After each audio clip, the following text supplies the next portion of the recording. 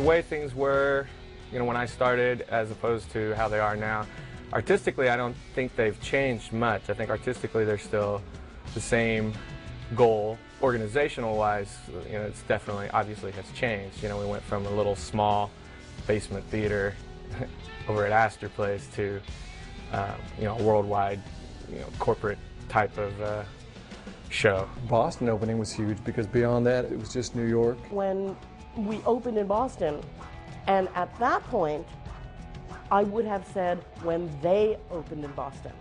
So I had been involved in theater in a number of years, and I thought these people were flat out nuts. They did things in their own way. They didn't do what standard theatrical models look like. They didn't look for standard theatrical anything, from design all the way down to where you get your PAs. I thought they were absolutely flat out nuts.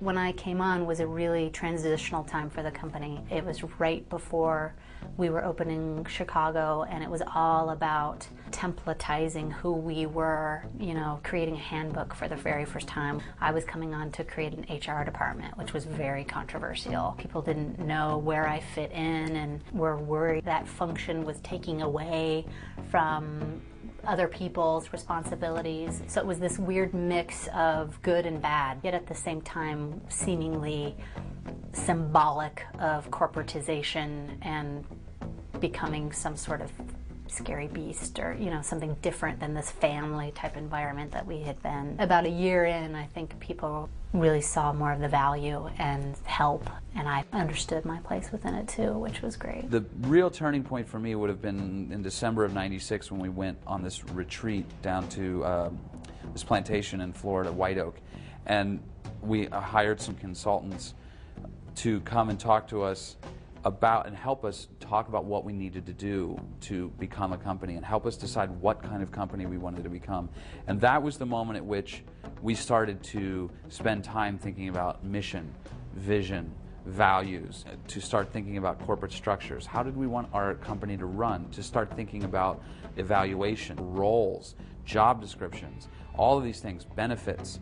All of these things didn't exist. There were just loads of baskets full of problems. So going to White Oak was really for me, the big moment at which we decided, and we accepted the fact that we were going to build a company and decided to embark on that journey of, creating that. Chicago was really interesting because it was the first time that we had developed such a great group of people working here. All those people were itching to sort of put everything that they had learned to use on opening a new production, and there was a real excitement about expanding, influencing a new city, and in some ways doing even better on the new production. That was the first time I think that in some ways the organization as an entity living outside of Chris Mattenfeld made a strong case for and was able to actually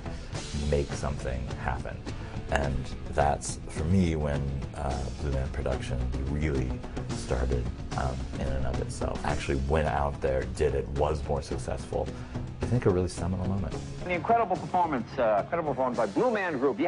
These guys are unbelievable. When we did The Tonight Show in Chicago in 1998, that was really fun because that was our first big outside gig. Now today, when Blue Man Group does outside gigs, it's so organized and everybody knows what everything is, but at that point, we didn't really know what we were doing. Have a seat, Blue Man. Wow. Yeah. How are you?